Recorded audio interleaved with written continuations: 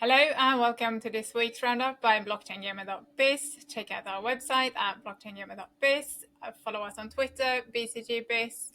You can sign up to our Substack at blockchaingamerbiz.substack.com, and you can connect with us on LinkedIn at blockchaingamerbiz. Today is Friday, the 7th of July, and I'm your host, Jenny Jordan, and with me is co-host John Jordan. Hello, John. How are you? Yeah, started a Substack then, have you? Very good. Yeah. I approve. A weekly. It's basically this roundup going out there, a summary of what's been going on during the week for people who, want to make sure you don't miss any of the relevant news and updates that we have been covering throughout the week. Good. So we are halfway through the year, more than halfway through the year, into July now. Yep. And with that, we have compiled some data on the blockchains that are out there and the games that are on them. Mm-hmm. We did, so as in we, I mean you and me, that are the moderators of the big blockchain game list. And from that, we gather data every quarter and every half year, and so that showed at this half year mark that BNB and Solana has fallen as the most, well, Solana was the most popular. BNB has been the most popular blockchain for games going on a singular chain, which will explain. And Polygon has now gone in top with 12% of the games. Yeah, please. So just so people know, so the big blockchain game list is literally you go to actually, what is the URL? If you Google big blockchain game list.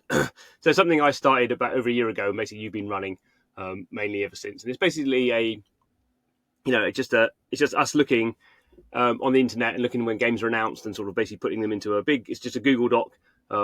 And we sort of split them into whether they're in development or live, and a few other things as well. But we basically just sort of list out as much detail as we can about these projects and their socials and sort of what blockchains they're on, what genre they are, are they live or not, are they live on app stores, all that sort of stuff. So it's sort of people find that interesting just to look down at and sort of see what games are being added and all that sort of stuff. But it has been proven sort of useful, really, for the last 2023. You've been working, really hard on it every quarter to and every month actually to do some updates. So, well, we should sort of point out we're not saying this covers every blockchain game out there by any means. What we're sort of doing is trying to look at sort of a certain bar of quality. So not sort of we don't really cover gambling and don't sort of cover anything that's obviously sort of scammy. And in every quarter we sort of look at some of these lists, and I guess I'll start from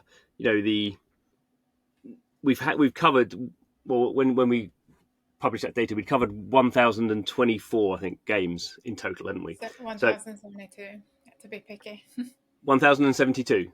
Yeah, okay, so 1,072 games had been sort of added to that list, and then one of the things we've really focused sort of more on this year is what we call the discontinued sort of tab. So games get added on the list in development, and then we sort of check to see whether those games are still going. Obviously, some games sort of publicly say that they're stopping, but most games just sort of they just sort of stop updating their Twitter. So we sort of go through a process of saying if you've not updated your Twitter for 3 months, then we're going to put you in discontinued. And very, very occasionally, some games come from discontinued and go back into the main list. In fact, we had one email us. One, to be fair. Okay. And they emailed us, didn't they? Yeah. No, there was NHS. One of them, no, two. Oh yeah, NHS. Yeah. One project. Yeah. Contacted us, we put them back on, and so, one was NHS. So what's been sort of interesting is to see that number, that discontinued number, creeping up. So now 23% of the 1,072 games that have ever been on the list are now in this discontinued list, and obviously we sort of expect that. Not all games, just in the general sense, find get completed, and not all games, even when they're completed, then get enough players to be continued. So games are being shut down all the time. I guess the interesting thing about blockchain games is potentially they're not shut down because the smart contracts are live. So these things sort of sit zombie like on blockchains. No one using them. But we expect that sort of number to increase really, and probably we're underestimating that number a little bit because we basically have this 3-month lag in terms of looking at their Twitter updates and whether they've done that or not. So that's sort of one part of it, which I think is sort of actually maybe this year a bit more, or certainly significant to look at how fast that's growing. And then the other stuff we sort of look at is which blockchains have the most games on them in the sense of games saying we're on this blockchain. Now, a whole bunch of games either haven't decided or haven't said what blockchain they're on. So there's a sort of this big sort of chunk of like unknown where we just don't know what blockchain they're on. There's a whole bunch of games that are sort of multi-chain, so they have assets on more than one chain. So something like Alien Worlds is mainly on Wax, but also has stuff on BNB, and we're sort of seeing that sort of I think we're seeing that sort of chunk will increase over time. So we've seen sort of this week a big Solana game, Aurora, say that they're going to go cross-chain. They haven't said what chain they're going on to, but obviously from that point of view, in the next data set, Aurora will Solana will be down 1 and multi-chain will be up 1. So we're sort of moving these things around, these games around, and that's sort of affecting. That also a point there is that because you're coming off Solana then in our data doesn't mean that they're not on Solana anymore if they move to cross-chain. They're just moving into a different category. Whereas some games, they migrate, they leave a chain and go on to a different chain or go multi-chain. Yeah, and so another example of that this week, we had a game that was on the Sui chain, Abyss World, that was sort of one of the. I wouldn't say it wasn't like Sui said it was a big game, but it was sort of seemed like one of the sort of more serious games on Sui. It's like a big sort of Dark Souls inspired sort of game, sort of horror fantasy, sort of dark fantasy sort of game. And they've announced they're not going on Sui anymore. Well, I haven't said that again, have they? They've said they're going on. No, they're not said we're not going on Sui. They said they're going on Polygon. They're actually play testing on Polygon at the moment on the mainnet. But I did read a comment on their Twitter. Someone asked, "What about Sui?" And it was just quite a lot of likes actually on that tweet, but no response from the developer. No. On that. So I guess that sort of goes to show, when we're looking at the open data, these are the sort of decisions we have having to make on this sort of stuff. So it is a bit messy, but I think you see trends over time. And as I finally get to your main point, so what we've seen previously is that the BNB chain, the sort of Binance, used to call Binance Smart Chain, that's always had the most games on it, and that's partly because obviously Binance probably still is the biggest crypto company. And that Binance Smart Chain launched really well, and lots of people, if you use Binance, you sort of had the BNB token. So, and particularly, that's big in the Asian market because Binance tends to be big, particularly in Asia. And we saw quite a lot of. It's not a term I like, but we saw quite a lot of what they call sort of GameFi games. So actually, a lot of people in Asia just call blockchain games GameFi. But because Binance is very focused on sort of making money and sort of finance and trading and stuff, we've seen the games that are there tend to be more built around sort of DeFi financial sort of things, and much less about sort of pure games. So we've had lots of stuff on BNB, and I think at one point it was like 16% of all the blockchain games that we were looking at were said we're on BNB, singly. It's the only chain we're on, and now we've seen that drop. Quite significantly, and partly that's because we've also seen in the last quarter the biggest chunk of games that have been discontinued have also come out of Binance. And again, that's not a surprise because there's a lot of games on Binance to start with, and they were from, I think, quite inexperienced developers who weren't very well capitalized. So those are the games you sort of expect to see drop off faster than maybe games on Polygon. And also, Binance has come under pressure, this year, being sued by the SEC and a whole bunch of other stuff. So we sort of expect to see that. But the sort of conclusion is that Polygon's taken over from being the chain with the most games on it. And also, if you look at I think you did it for the last quarter, there's still like 10% of new projects are announcing they're running on Polygon, whereas only 5% are announcing their BNB. So sort of BNB had a big chunk that's dropping away quite quickly, and it's not sort of adding the new games are not being added to BNB. So BNB is just sort of losing the sort of prominence it had in that role, and Polygon is still adding a lot of games every quarter, and the games on Polygon are not dropping away so fast. So you sort of see this sort of change. Sort of similar thing for Solana, not quite the same level as BNB. Obviously, Solana again, another blockchain that's been under pressure in terms of price and sort of the sentiment this year, and so we're seeing, as I say, Solana games. I don't think it's so much games that we're using Solana are coming off Solana, although some are. But it's a bit more. Solana games are saying we're going to add other, we're going to multi-chain, and I think more generally, actually, they're not having many new games there's added. it's hardly had any. 13 in the whole of 2023 on our list anyway, and 0 in the last month. And I don't think Solana has ever been 0 games added on a monthly. Basis. And I would say, sort of over time, over sort of yearly sort of cycles, we would expect to see, the multi-chain bit, I think, expand, because just things will, a lot of games guys that I talk to, blockchain games people are considering going multi-chain. They just think, well, I can address sort of different audiences, or I can get better funding if I'm going to other chains. So I think that those are sort of the big sort of trends that are happening. Aurora, like you mentioned, Aurora, and then Nine Chronicles have just gone multi-chain now, and they've just gone on Binance, actually, BNB. Are they? Oh, I didn't know that. Okay, got the alpha here. So there we go. So that's interesting. And then the other thing, just to sort of point out, is we're starting to pick up the data around sort of the rise of L2s. So, there are games like Champions Ascension, I guess, is a good example, one I quite like, and they've had all their L2s have been on Ethereum.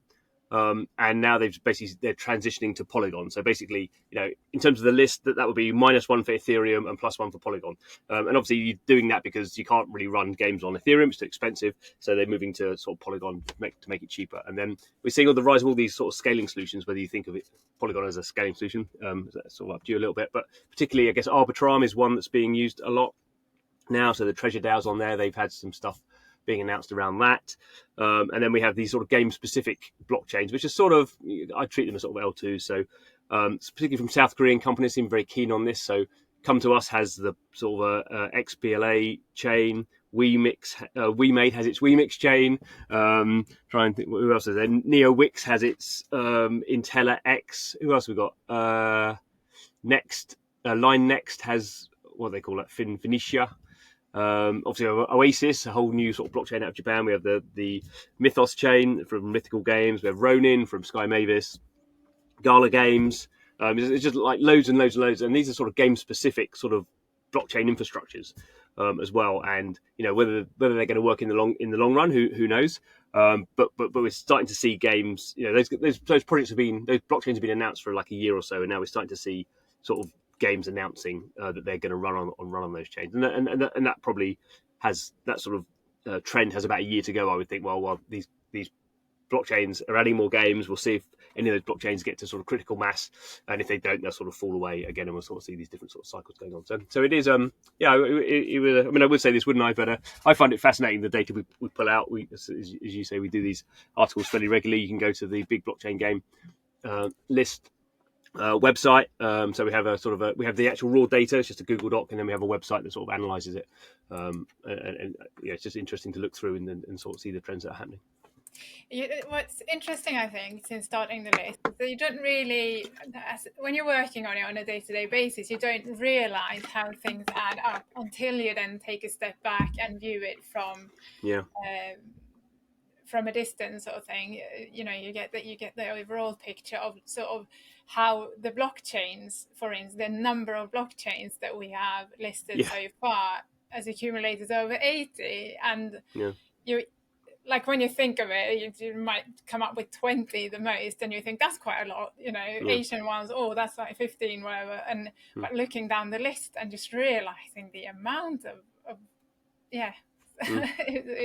that's a good, really useful thing that actually gives you perspective of the same with like the amount of games, like 1072, and we know that we don't even list all of them because, like you say, we have some sort of limit for sort of the quality, how we sort of rate them. Anyway, let's move on. That's enough of the list. In other news this week, we have seen Mojo Melee launched by Mystic Moose. They're on Polygon. Launched their season 1, and you've been playing that quite a bit, haven't you? Our good friend over at Mystic Moose. I think it's it's a auto chess sort of a PvP sort of auto chess game with some deck building sort of stuff in there. It's very simple actually. I mean, it's a simple man. I like simple games. So I like the characters. So say again. I like the The characters. characters, yeah. So the little mojos the mojos are these little sort of plant characters. They're sort of the I mean, they're sort of like hero characters, but they actually just act as normal characters in the game. And then you have the champions, these other characters, and you basically have like all these sort of auto chess games. You have like every round you have like a amount of sort of in-game money you can spend and then you sort of within that you choose the characters you're going to drop onto a grid, and then they automatically fight using AI. You sort of obviously work out what the attributes of the ones you want to choose are, and they have different attributes. So some might will heal in a certain area, and some will have different attacks and stuff. So you all work out what strategy you've got, and it just auto plays out. I mean, sort of at the moment quite light on the blockchain sort of side of stuff. So they have like just a battle pass that you can a free battle pass that you can just earn by playing the game and earning the in-game sort of XP. You can pay. So for season 1, the new battle pass has gone live, and that's $25, which I think at the moment you can only pay in crypto. So it's on Polygon, and you have. And the characters are NFTs, right? Is that right? Yeah, but that's not as far as I can. I wouldn't say I'm 100% on this. So at the moment, I don't think they're pulling the characters in. I don't think so. So I'm not quite sure on that. But yeah, and they've also, I guess, the other sort of interesting thing is the mobile version is available now on early access through Google Play. So the Android version can be downloaded through the Google Play store, and it's sort of cross-platform. So you can play on browser or you can play on mobile. It's the same account, and obviously, you can play people. Doesn't matter what platform they're on, because it's not a Twitch game. It doesn't really matter. You're doing the same sort of things. And then they're gonna, with the season 1, they have new characters and a whole bunch of sort of new stuff in the battle pass. And then there's obviously leaderboards coming in with different reward structures as well. So iOS version is coming. Not quite sure when. It's obviously normally harder to get stuff through Apple. So we'll wait and see. But this is season 1. So this is season 1, but it's still not. The game is still not. I think thought of as being properly live yet. So it's still in like a prolonged early access, open beta, whatever you want to call it. And I think the game will actually go live when the iOS version's out. That'll sort of package all that up, and that'll be the sort of fully live thing. So yeah, I mean, I quite like it. It's quite of it's sort of it's not. There's enough strategy in there, but it's not. You can sort of play it very much as a slightly sort of idle-like game. Not comparable to some of the other strategy games that I've been struggling with. No, I played Cross the Ages, and I'm yet to manage to build a sort of a fairly well-balanced deck. I'm not even getting past that stage. So yeah, Cross the Ages is the proper strategy. I mean, it's become slightly notorious, isn't it, for us? How many times we've watched the tutorial? It's sort of like, ooh. I mean, fundamentally, it's quite simple, but in practice, it's quite complex. And all the cards, is it 800 cards or something? That is a mobile game on Immutable. Anyway, we have got Eyeball Games launched I think they're going to launch their Eyeball pool at the beginning of 2024, and they are going to go on Immutable.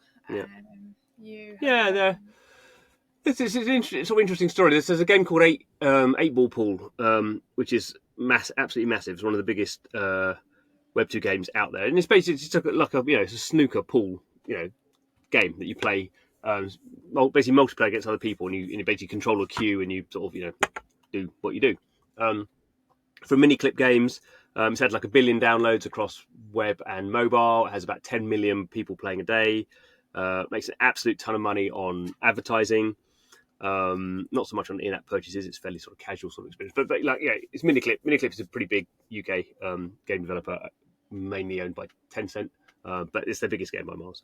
But the original, they didn't develop the game, so there's an original team, 2 German guys who are really into physics, made this physics engine and made the original 8 Ball Pool that Miniclip bought and then sort of have transformed since then. So Eyeball Games is these 2 sort of physics nerds with a sort of a new company based out of, well, the company's based out of Singapore. The German guys, I assume, are still in Germany. So they've done a whole new physics engine. It's basically, you can think of it as 8-ball pool on the blockchain. So I have actually played an early version of it, mobile. Really nice controls. Sort of what you'd expect from a pool game, and obviously this time it's got NFTs in there. So you have sort of NFT pool. You have NFTs. Actually, NFTs are like balls. So like sort of they're like a moment they're working like sort of early access tickets. And if you have one, they're going to do a new. They did a mint on a different blockchain, and they're going to do a new mint on Immutable. And if you get one of those, it sort of gives you perks in the game, and you don't get any advertising. You don't see any advertising, and then so you have that as a sort of like almost like a PFP. And then you also have sort of assets in the game, so you pull queues and sort of customization stuff in there. So pretty interesting. It's not coming out. It's coming out early. They're saying early next year. So good. But it's sort of like it'd be interesting because people know this genre of game is really popular. So I guess the question is now, if you add blockchain stuff to that, does that make it more sort of valuable? I mean, obviously, eyeball pool is not going to be as big as 8-ball pool. It's just not. You can only have one massive pool game, I think. But can it sort of prove that blockchain allows better monetization, retention, You all can that sort of enhance stuff? it. Yeah. Absolutely. And lastly, we've also been playing some mini Royale Nations. Well, you have before, and this week I've tried it.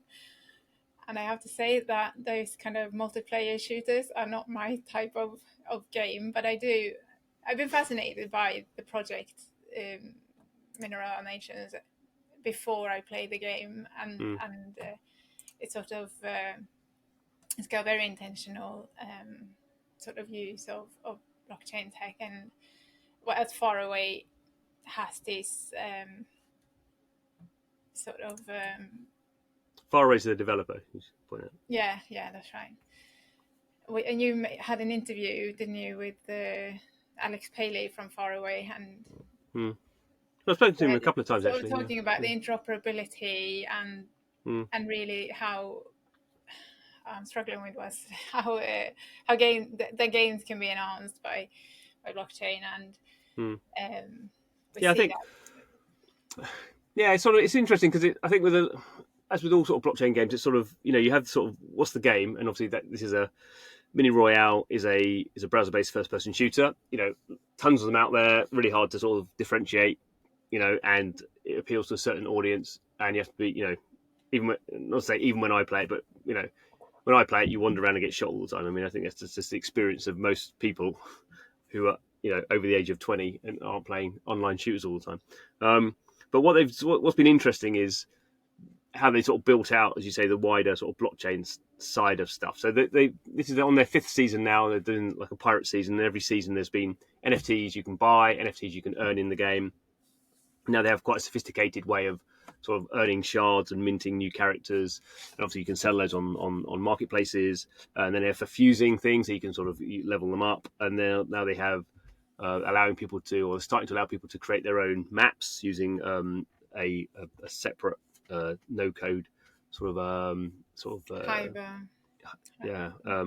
map making tool. And then they have the integration with Ready Player Me, which is an avatar system, and people will be able to create new skins for avatars and sell those. So they're sort of they're not just making a game and saying, oh, here's a game with NFTs in it. They are sort of like most blockchain games are looking at this, but they're sort of bringing in this UGC thing, which is sort of what you need to have sort of circular economies. And it's not to say allowing people to do UGC stuff means people are going to do it, or you're going to get enough people, because obviously you need creators creating stuff and people buying that for it to sort of work and become a circular economy. But I think they're actually probably slightly ahead of the curve, because I mean that game's been live for over a year and a half now. That game's been live. 2021.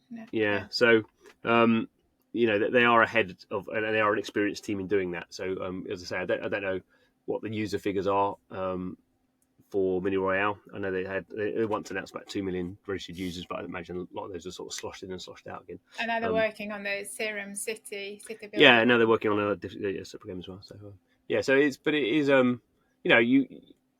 lots of people are going to have to try lots of different things before something sort of works. So I think, as I say, it's sort of I'm with you. It's not a game I would play regularly and enjoy playing, but it is an interesting sort of project to sort of follow, maybe from the outside, and see, how they're trying to sort of kickstart a economy. Okay, that is from us for this week. Thank you very much for watching, and we will see you all next week.